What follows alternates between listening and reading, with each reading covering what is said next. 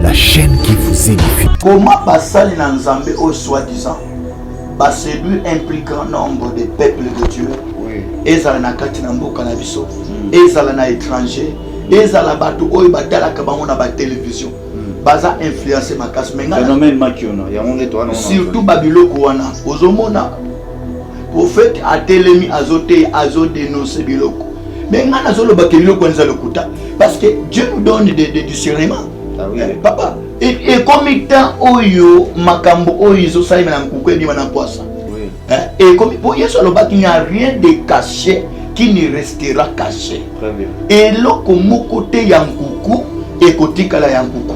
Amen. Et Yesu Christ lokola tana ye ezoya eza lokola dia tongo ngetana. Biso mwana nzambe koza la séduit na miracle te. Tala babiloko ezo salima. Eza biloko soni makasi. Pasteur oyo aza na renommé makasi. Prophète na réputation renommé makasi. Bato pe ebele bazo kufela nzokande ana ba équipe na ye ya bato. Oui qui nous savent. Oyo mona aza na ba équipe na ya bato oyo pe azwa afutela kabandako. Oyo pena babenga kaswa diza ba bureau di bango wana nde tango ba ye na séminaire yazo beta bango ba professeur précision apesi bango parfois singa loketo yo kozala boyo ndima kaka yo soko kokoya bokoya kaka eza séduction pour te ba séduire bino bana na nzambe. Mais mutu on aza na Saint-Esprit kanepe aza asina parole de Dieu a kozala influence na biloko na Dieu. Parce que oyoki okende na couloir tel okokende kokuta nganga moko aza wana azomela ngoyi baza batu na bango eza bien planifié. Ce que yo mwana nzambe tazo même na kata chaîne papa il faut na loba na kata EHP Media même na kati na chaîne oya EHP Media s'il vous plaît ba infiltrer si bakuti nazo loba ya solo bazali mais ezape ba oya lokuta o bazoya awa azote ya pona intérêt songolo. Est-ce que tozo sala musala nzambe pona intérêt tokoki konyokola bana nzambe te papa bana na nzambe bango te batu batinda kabiso awa pote tote ya maloba nzambe pote tamba yo bakobenga yo escroquer mutu monta ya mbongo o senga mutu monta ya mbongo kutu oyo yaza nango te yango nde yo zo senga ye. Est-ce que mutu wana yo zo senga mbongo ebele wana ye mutatino ya kote ya awa. La chaîne qui vous édifie.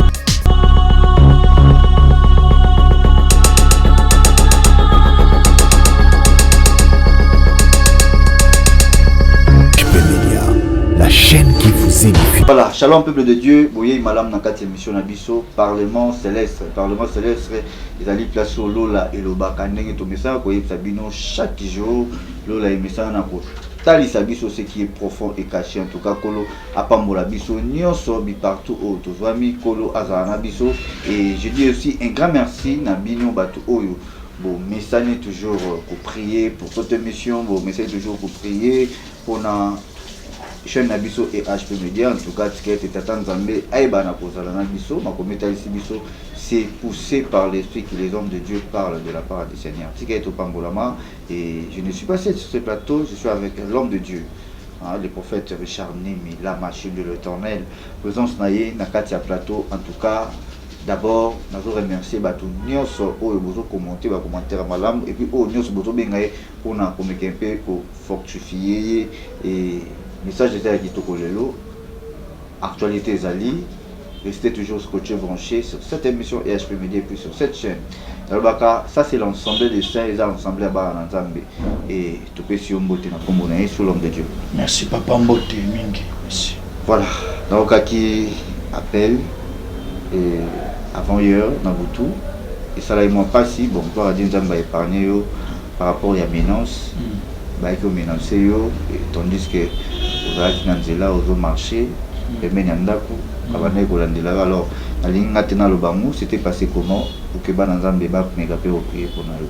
Bon, vraiment papa merci beaucoup et salinga pasi mpe mawa komona lolenge makambo ya nzambe ekomi kotambola na ntango toza nango nakanisi ndenge nalobaki d'avance ke mutu oyo aza na posa abika tant ba dénoncer misala na ye akoki koluka a sala revanche te obi aluka babiloko moko ya mabete pona moninga. Alors nazimo ba menace ebele même na nzela ba appel et pas ba faux serviteur, ba faux prophète, ba faux pasteur.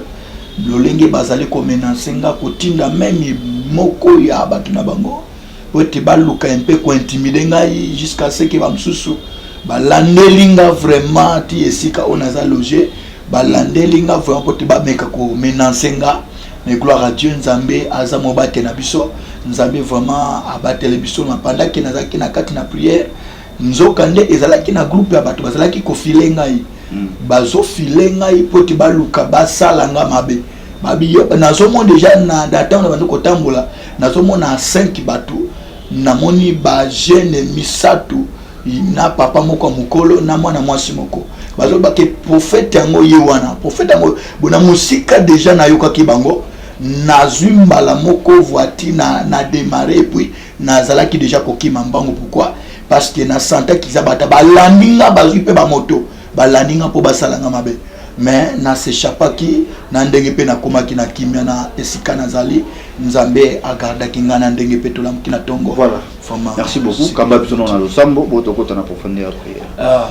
Et yambo na pesi na sambela na pesi na no bana Nzambe no sombote oyo ba mesana kolanda biso partout dans le monde. Nazo pesa papa Zadio Kongolo mbote, nazo pesa mama Chantal mbote, nazo pesa mama nangai Francine mbote, nazo pesa papa Francisco mbote, batu nyonso oyo bazo kolanda biso pe bazo komela biso tika Nzambe oyo apambola bino. Pe bozo disposer tana bino pona kolanda matela oyo tozali côté ya pe ko ba avertissement tozali ko pesa Nzambe wana apambola bino sans plus tarder to ko bandana dans le sang parce que avant toute chose tout ça la question de prière. Seigneur Jésus Christ ça liboso. Merci beaucoup Nzambe na Israël mokonzi na milimo na bato na tiki moma oyo na maboko na Nzambe nebete nkolo nanga lilobano lobi que tout ce que vous faites en acte ou en parole faites-le pour la gloire de Dieu. Seigneur na tiki moma oyo na maboko na yo pambola émission oyo pambola pe basali nyoso bazoko sana kata IHP Media pambola bayoki nyoso o bazali ko pesa biso temps pour te balanda biso kolo pambola bango moma oyo na maboko noto sengi guide à Saint-Esprit a guidé biso na nyoso koloba Nzambe ezala epesa lobiko na kata peuple de Dieu aux alicors du Christ na kombo na Jésus Christ. Amen. Amen. Merci. Et quant à moi, je ne peux pas débuter cette émission sans toutefois m'écaper qu'on remercier vrai, cela veut dire vrai chrétien, car Bible est ici biso. Aimez-vous les uns les autres. Merci pour votre fidélité à travers cette chaîne. Merci pour votre fidélité pour l'émission Nabiso Parlement Céleste. Merci également pour la prière Nabino et pourquoi pas pour fortifier biso dans le message puis appel de ça la force Nabiso et tika et kola pambola yo surtout donc de la disponibilité dans pour na ko chana kate émission oyo Nzambe tata bana ko kanisela yo et merci beaucoup. Merci na le grande équipe ya EHP Media et je vois Charlie Kanga derrière la caméra ainsi que de Demiongo et tout le monde en tout cas Kolo Miko Pambola Biso. Merci na ba homme de Dieu, na ba servant de Dieu, Nzamba Pambola Biso. Oui papa, Msala tata Nzambe zo marche bien. En tout cas Musala na Nzambe ezo tambola malamu na ngolu na Nzambe. Oui. Ezo tambola malamu vraiment malgré tout ça enclavé pour na loba ke naza na mo ba prière na osala naza na retraite. Naza pe na bato oyo nazoko mema na kati ya mabondeli malgré ça mais na toujours que kosala la violence que tout le bas de la part du Seigneur malgré tout ça na kati ya mabondeli mais sinon musala Nzambe ezoko tambola malamu na ngolo na Nzambe. Voilà, un grand merci beaucoup en tout cas ceux qui t'auraient ko mekampe bato nyonso ba olanda yo et total na ba commentaire tout le monde va apprécier yo et dans la bato nyonso ba lobi directement sur le dossier ba mona yo et ba ndima que Nzambe ndatini yo alors esprit à dénoncer wana ça bien mais quelque part aux obangate parce que moi batake bandi ba mélange ko lukaba éliminer aux obangate. Bon papa kobanga comme tel David a lobby je prie tout par celui qui me fortifie. Paul plutôt je prie tout par celui qui me fortifie et David a lobby que l'Éternel est mon berger. Soki nazo sala musala nanga moko to musala ya mutu onga nazo ko sala na kata chaîne oyo soki volonté na ngai na kobanga. Amen. Parce que Bible dit to banga oyo abomaka nzoto na molimo mais to banga te oyo abomaka nzoto. Pourquoi? Parce que bomo ina biso esiba na maboko ya Nzambe onga na osaliza volonté ya Nzambe. Pourquoi Nzambe a pesinga etinda ke ebsia kende loba te ya kebisa peuple de Dieu, kebisa basana ngai, o basibati ki vérité. Bon, je fais l'œuvre de Dieu. Nebi keza musala bitumba mais kobanga ezalité. Pourquoi pour toujours ko s'appuyer toujours na oyo vraiment azoko fortifier biso katna kolo esmasia. Voilà, merci beaucoup. Présence dans le Peso Bank ça sur biso na kata plateau ya mo eli nini boye bananzai ba commencer ba monione sengo et mais d'autre part il faut tourner un peu trop protéger. Voilà pourquoi Kaina a toujours ana donc toujours banda il faut kaka. Alors il y a mieux rapidement na kata plateau message plutôt. Bon, voilà. Message oyo enseigneur apesingai eza message mosusu par rapport à message à ebandeli. Eza ka juste ba message oyo akala mais nzamba azali ko pesanga ba message qui est pour na ko avertir bana na nzambe pe ko avertir ba oyo wana si batengami déjà nzamba bisinga na ya kolobela si la séduction des faux prophètes, c'est la séduction des faux pasteurs, faux prophètes, faux ministres de Dieu. Oyo bazoko se déguiser parce que bazabat oyo bazoko se déguiser en ange de lumière. Yemoko sate babenge il se déguise en ange de lumière. Donc aza ange de lumière te mais azoko se déguiser. Pourquoi pas ba agent na yepe ba se déguiser? Ce qui yemoko azako se déguiser en ange de lumière. Alors vraiment Tozawana pona kokebisa peuple de Dieu parce que tous allez kotala vraiment selon la prophétie de la Bible, selon la prophétie de la parole de Dieu. Parce que naloba qui dernièrement que la parole de Dieu c'est la vraie prophétie. Alors tozo kotala par rapport il y a temps chrono il y a temps au Yesu alobela ki il y a avènement nae. Vraiment bananzambe esengeli baye batani ne otokomi nango. Makambo ezo salema papa ya mabe ekamusa bananzambe te. Pona nga ekoetoninga te. Ekoetoninga te pourquoi pour tenabi que eza makambo si komama. La prophétie va vers son terme. Alors to koki kokamwa te biloko ezo salema to lobaki yango d'avance ke mbulo eza mbula moko nzambe azolinga a exposé azolinga frappé na sina lobaki yango na ibande avant babiloko mike mike wana eza juste le commencement. Bana nzambe nana bayoki te nano pe bamonite oh il y a grave ezali makasi. Pourquoi? Parce que ce que moi je sais, la Bible dit Dieu n'est pas un homme pour mentir ni un fils de l'homme pour se repentir de ses paroles. So dia nzambe asi elobili kampe akebisi alors donc na yebisi yo ke ba makambo ba scandale ko salema et na lobaki yango na ebandeli et koki ko risquer pe bakanga ba église de réveil na kati na Congo. Pourquoi? Parce que ba bêtises zo salema makasi. Ezo salema makasi déjà nzamba zo kolakisa déjà na musika parce que azotalisa déjà bitumba contre église ankolo na kati na mboka na biso. Moi ba menace kozala et ko risquer ba ya kokanga. Alors le sengeli formato bondi la makasi papa c'est lota otokomi nango. Et komita moko ya mabe makasi.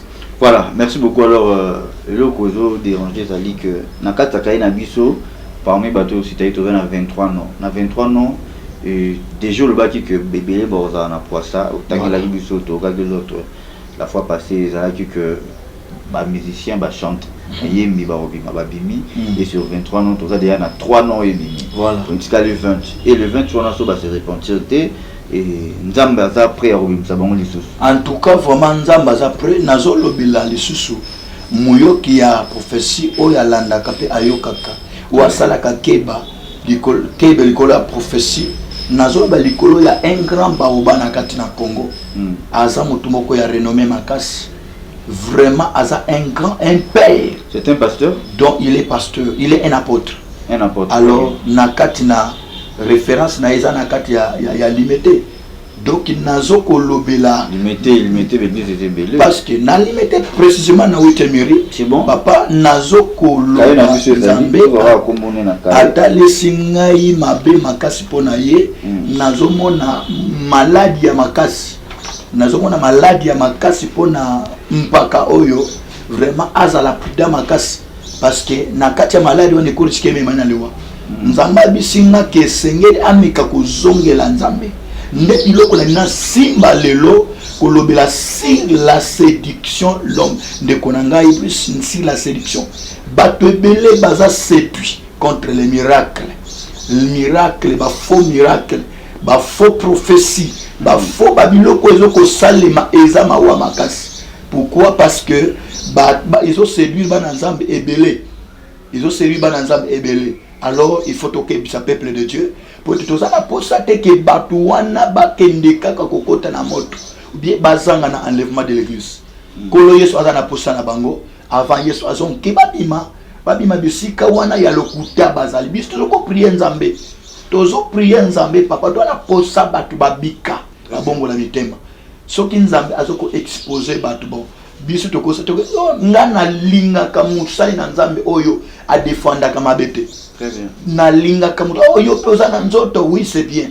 Ozana nzoto metango déjà bazoko kebisa ozoyo kate. Papa on dit que diable satan bamso baloba ils a tentation. Au diable zo bonne église oui c'est bien. To yebi yango déjà. Mais eloko liboso satan asalaka na vie ya mwana nzambe ya liboso akolukana acha yo musika na nzambe. So acha yo musika nzambe abomi vie de prière aux akatna. Pour ceux qui satan asa bebisi vie de prière aux akikat na yo nzote usani ekomata uzana posa bambongo lokola ya nzambe ezwaka mota mpona kuumela bo okomona mtu mususu ake kokota na baloge pourquoi ou bien muso bandiko escroquer muso bandiko escroquer bana nzambe muso bandiko sala biloko ya ndenge na ndenge ezo sepisa nzambe te à quoi sert na zoanyos. La Bible dit que c'est la bénédiction de l'Éternel qui enrichit.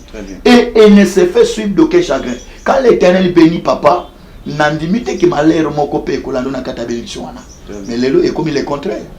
Donc vraiment na limina simba mingi du kolo à séduction bananzambe belé baza séduire les faux miracles, baza séduire les fausses prophéties. OK. Toi mais un peu pour avancer alors peut-être que combo ya l'apôtre. Donc combo naie ezali. Ok, merci beaucoup. Alors, Kombo Moro et Bakisami Lisusu, parmi Bakombo Wana. Alors, toi, mais un peu pour avancer rapidement parce que je vais faire Zangonga. Voilà. Alors, Nalingi Naloba sur la séduction, comment Basali Nanzambe au soi-disant, séduire un plus grand nombre de peuples de Dieu, et Zalana Katinambo Kanabiso, et Zalana étranger.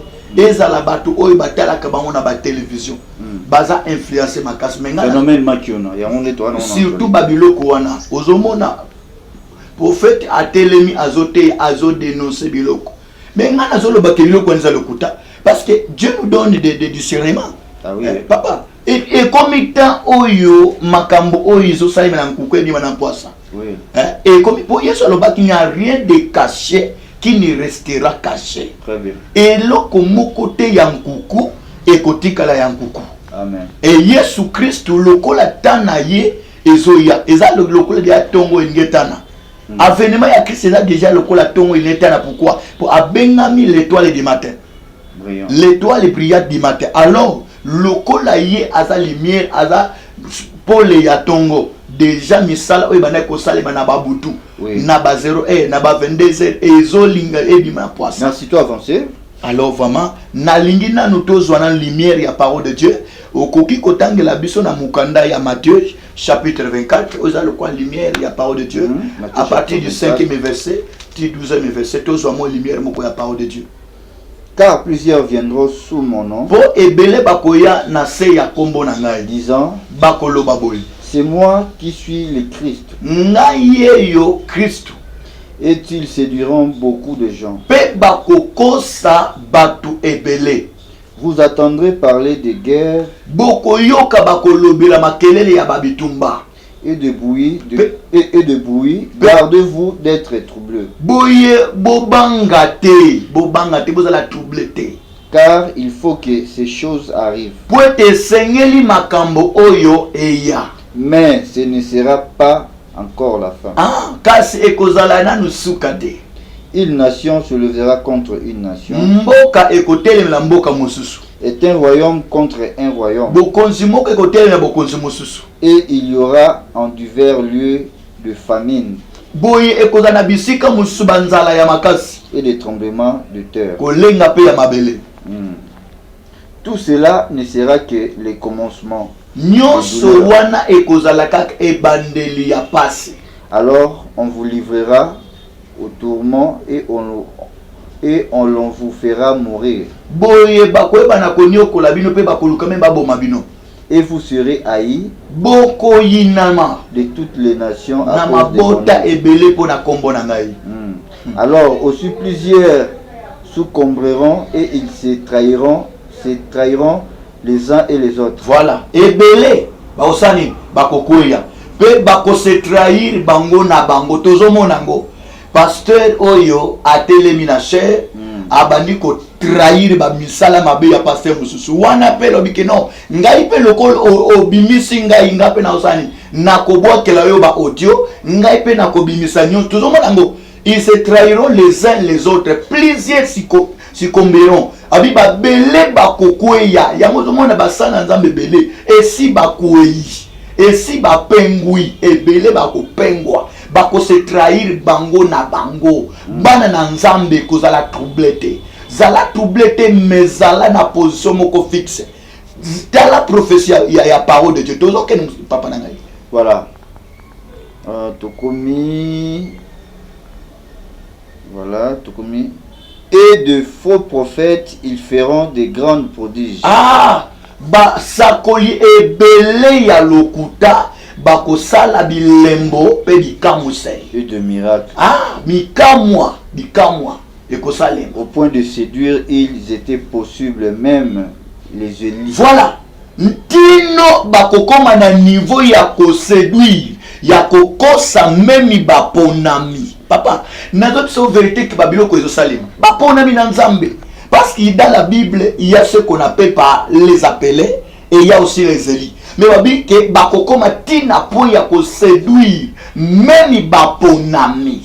Memi baponami bakosala babi que bakosala ba grand prodige, bakosala ba miracle makasi. Ba prophétie à makasi tino ba koluka ba séduire même ba ponami. Alors il y a de quoi okamote ba prophétie ba miracle ko bimisa ba meseli kete na nzoto babilo mususu zomona onyoka ebibi papa biloko ya molimo esuka kana molimo bana na nzambe s'il vous plaît fongola misu s'il vous plaît oya molimo esuka ya molimo ya nzoto esuka kana nzoto. Ce sont des séductions, ezali séduction ya diable. Oizo ko annoncer avènement ya Christ. Kita papa. Voilà, verset 25. Voici, je vous l'annonce d'avance. Je voulais annoncer avance. Nalobeli bino ngo liboso. Si donc on vous dit, voici, il est dans le désert. Ah, tangu balingi baloso bani balobela bino keno. Kotonde ici konzambe azali. N'y allez pas. Bokende te. Voici, il est dans les chambres. Soki akomi na chambre kuna. Na ba chambre. Bokende te. Suka nona ni wana papa. Balobi batu wana soki kokwesa. Bakoluka bakwesa. Soko kosa. Bakoluka bakosa memba eli. Oh, Eli aza facilité kuna kosa ye. Très bien. Eli aza ka facilité ye na moment ba épreuve à résister.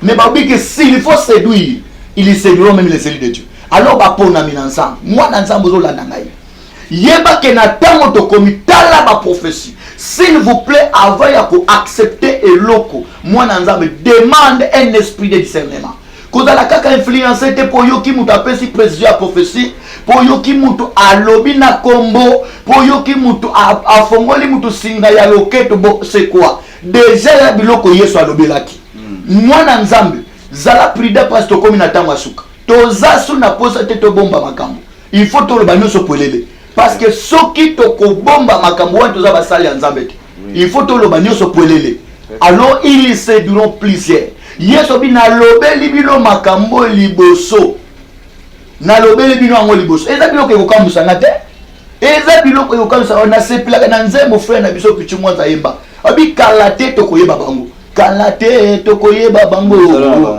na misala na bango ekobima polele misala na bango ekobima polele. Alors bien aimé dans le Seigneur vraiment yango ezokobima nayebi ke bokomona ba video mususu ezosala pasi bana nzambe tala ndenge bato baza influencer na miracle tala ndenge bato baza influencer na ba prophétie oh prophétie ebikisaka te prophétie ya don ebikisaka te miracle ebikisaka te d'ailleurs lui-même le diable ça faisait la miracle. Voilà, on a eu son vidéo et bande copie bata la vidéo ya Makio na o basala nzambe ba osala là tozongi directement na régie et image o sepela ça ba na nzambe nyonso Toi, maman, on est là. Hein? Maman, on est là, Ramazan, depuis Londres.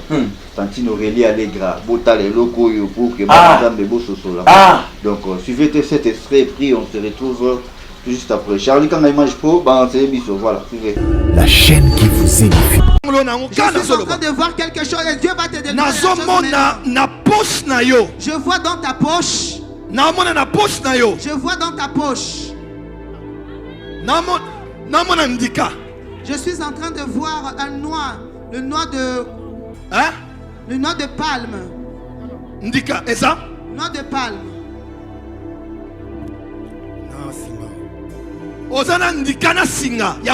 Tu as un fil noir et un noix de palme. Viens avec. Cette fois-ci, ils ont eu du val. Au bien on a prié dimanche. On a prié dimanche pas la yoana. Mais nous sommes tous na yoana. On a été organisé ni wala te. On a été organisé bon te. On a été organisé que nous avons les réseaux sociaux. Moi mayoka. Tout comme ça que nous famille na ba mo inanga pour la mangamu ko mi pour la mangamu lobi. O misi ba nyoka ngazan loki nazabu na abu na abu na abu. Tout comme ça. Ngana yo to kana ni ngona di. So luki o tuve société makambo o ndefo na ko benga papa molele malema. Na ko benga ndeko lese. Na ko benga denilesi. Ako yapo ademati bino neni mino faka. Neni musara. Hein? Abenga ebi mo obe na sio ngote. Na lebe mo ngona te. Na tiko lie mo ngona tamukete. Bo misena na basaki. Na ba nini. Na ba bloque belé on est c'est na na mukumata hein papa Joël Francis Lucas Session Mamour était que passé église so il société était que passé na habité comme na ngaloba na moni basaki na moni bloque belé na moni mangame belé ngana yi na ngote papa Joël Francis na obenga ndeko na obenga les Molière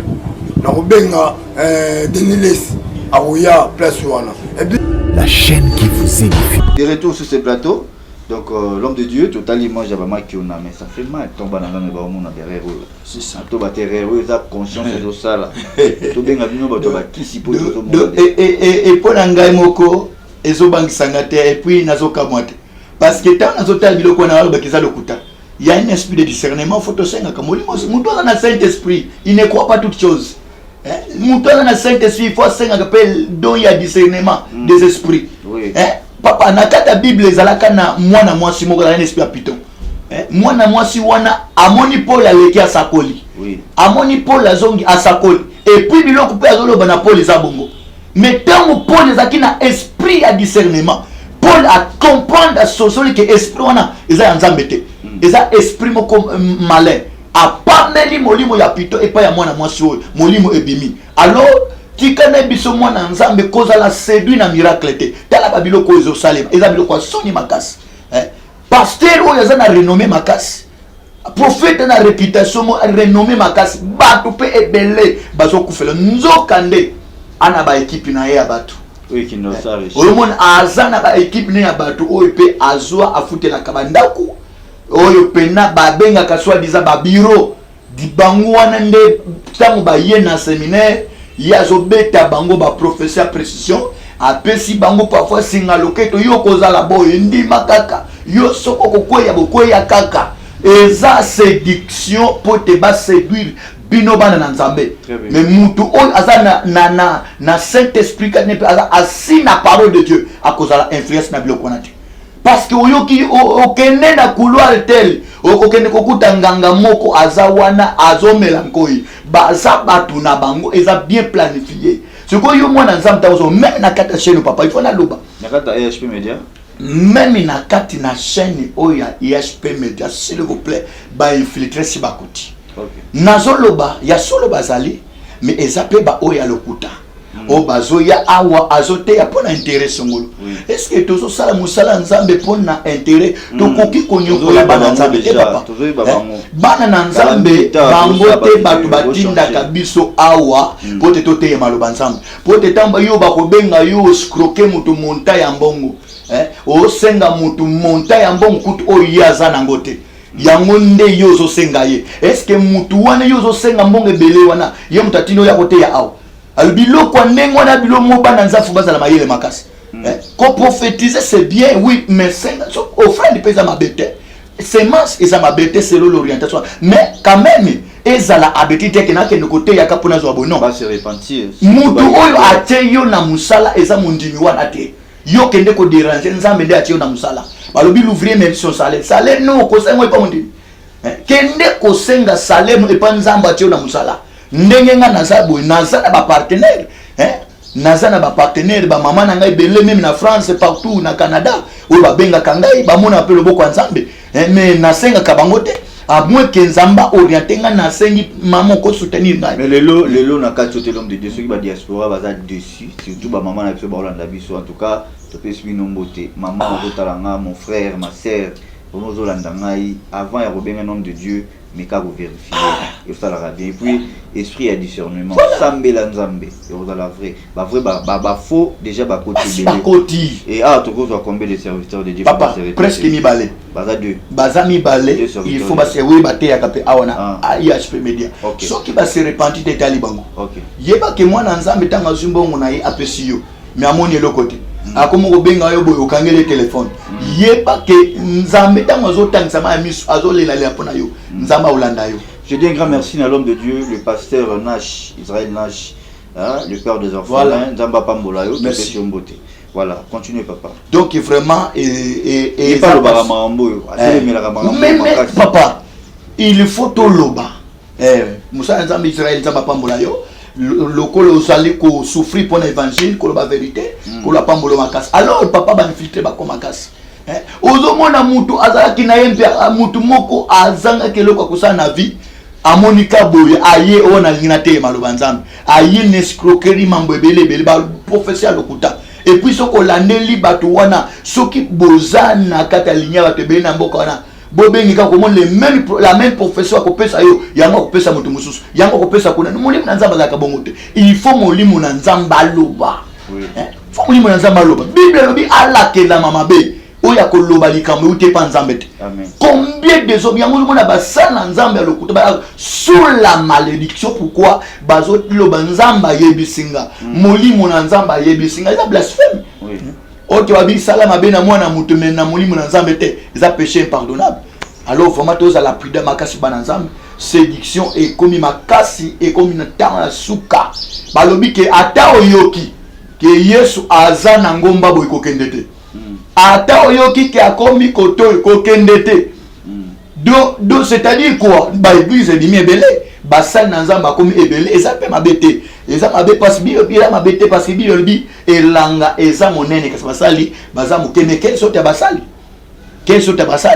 alors koyoka kula ke kotonde nzambe oyomona pasteur azala publicité aza boya bokomona ngai nde da sabo non bisika nyo yokela Yesu azobengisa batu boya kotala boya komona non linga nde makambo yosala elobela yo yango zomona lelo otozo sala na otozo loba otozo sala ezoko dégrene biso basana na nzambe alors vraiment to meka un peu ko se repentir bana na nzambe boka moite bible biboza la troublete boza la troublete pona mambabi ce n'est que le commencement et là kaibande okomona o eleki wana mais ko la troublete garde ko dimana yo garder confiance n'est pas nzambe avant même obenga musala nzambe linga na nzamba convaincre yo amen linga Saint-Esprit a convaincre yo Saint-Esprit a convaincre yo papa ngande na zabwe ya ba mama musu batila ba $1000 ba $2000 parfois pe na sengite na bandika yemo kwa tindelinga $1000 $2000 est-ce que na sengi yo kaso nzamba nga pambola il faut yo katela mutila na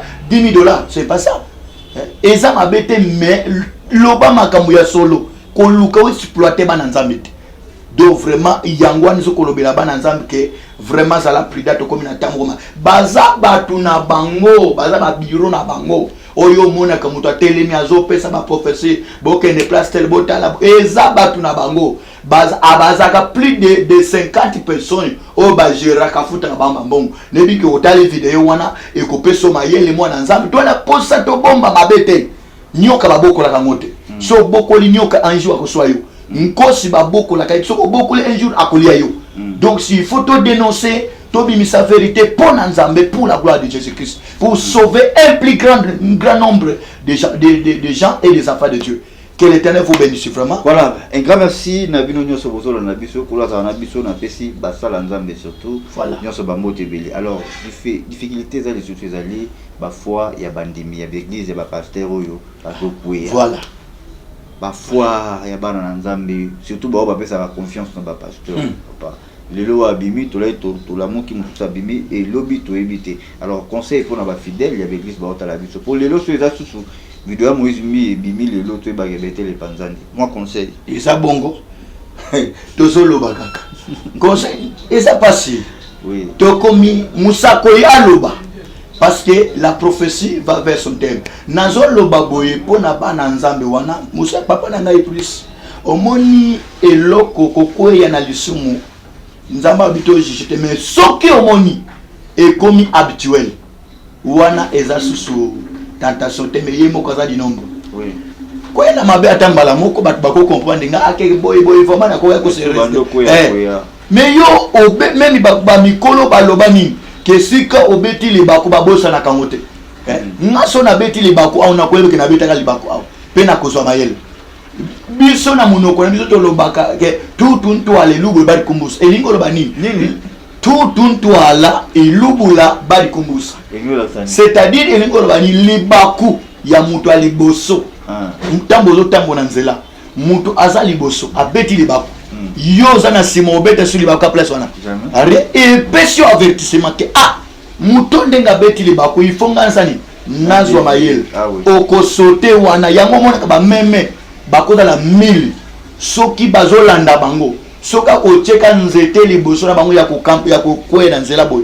meme ya liboso kaka sote nzete wana ata olongole no nzete ba meme nyeso ba bando sota kaka ba bando sota kaka po ba ke o ya liboso lokola sota kiseke danger zao mais comment basana Nzambe bazokoka kozwa mayele te na libakwa mutu liboso bakoya kakaka bakoya kakaka bakoya non wana eza sous normalité il faut baluka délivrance s'il faut délivrance bazwa délivrance parce que ça sous normalité alors bana Nzambe wana vraiment bozala décourager te bozwa makasi bolemba te bozwa makasi botelema bo persévérer na kata kondima na bino s'il faut pas que on comprendre que eza sous normalité selon lumière la parole luka place vérité zali mais na sengi na yo vraiment obati la kondima na yo à cause ya kokweya batu mususu wana ekweyisa pe yo te yo batela kondima na yo parce que ça makambuso ko annoncer avènement ya Christ.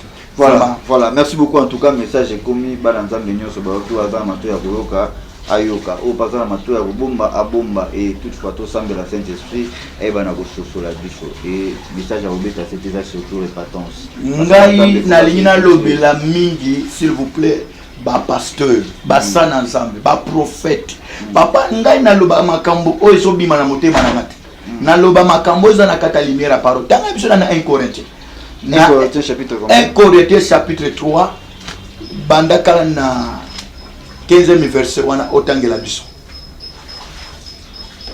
OK, chapitre 3 verset 15. Voilà. Si l'œuvre de quelqu'un, s'il vous plaît papa nangai, s'il vous plaît, 1 Corinthiens 3 banda na verset 3 s'il vous plaît. Na verset 3. Pour moi, pour nangai frère, pour nangai Paul bandeko. Ce n'est pas comme à des hommes spirituels Eza lolenge ya batu ya molimo te que je puis vous parler, o na koki kolobela bino, mais comme à des hommes charnels, mais lokola batu ya nzoto, batu ya bonzoto nde nazolobela bino, à des enfants en Christ. Pe ba oyo baza bana kati na nkolo Yesu Masia. Je vous ai donné du lait. Ngai Paul na pesa ki bino miliki. Miliki wana yango nde parole de Dieu nazo pesa yo. Non de la nourriture solide. Eza bile ya makasi te me miliki yango ezala nango pete. car vous ne pouviez pas la supporter. Et vous ne le pouvez pas même à présent. Parce que vous êtes encore charnel. Toi avancer. En effet, puisqu'il y a parmi vous de la jalousie et de la dispute. N'êtes-vous pas charnel et ne marchez-vous pas selon l'homme? Quand l'un dit, moi je suis de Paul, et un autre, moi d'Apollos, n'êtes-vous pas des hommes?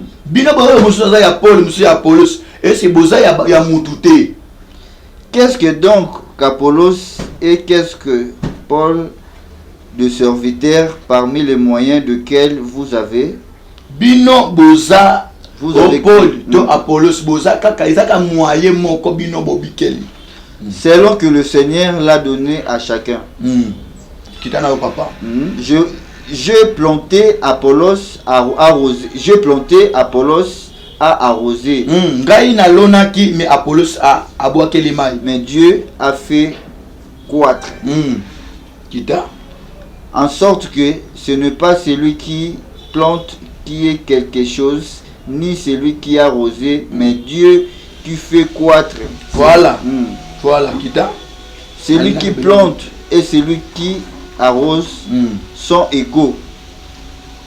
Et à chacun verset 10 pour verset 10, selon la grâce de Dieu qui m'a été donnée, j'ai posé les fondements comme un sage architecte, et un autre bâti dessus. Mais que chacun prenne garde à la manière donc il bâtit dessus. Zongela papa. Zongelango.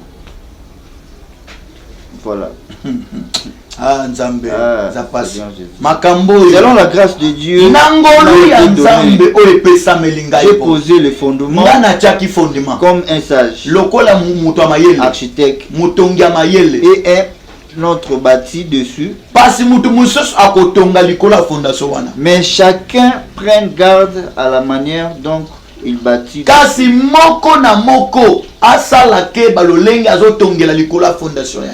personne ne peut poser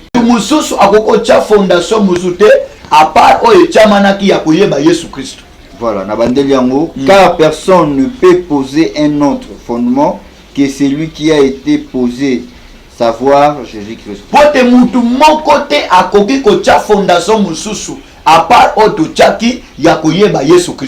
Or, si quelqu'un bâtit sur ses fondements avec de l'or,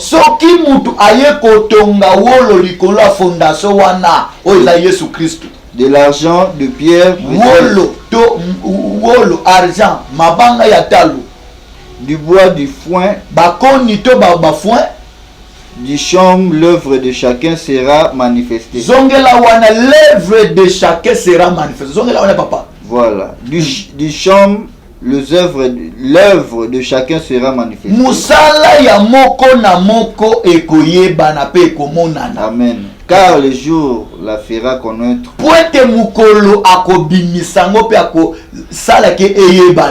Parce qu'elle se révélera dans le feu, et le feu éprouvera ce que l'œuvre de chacun.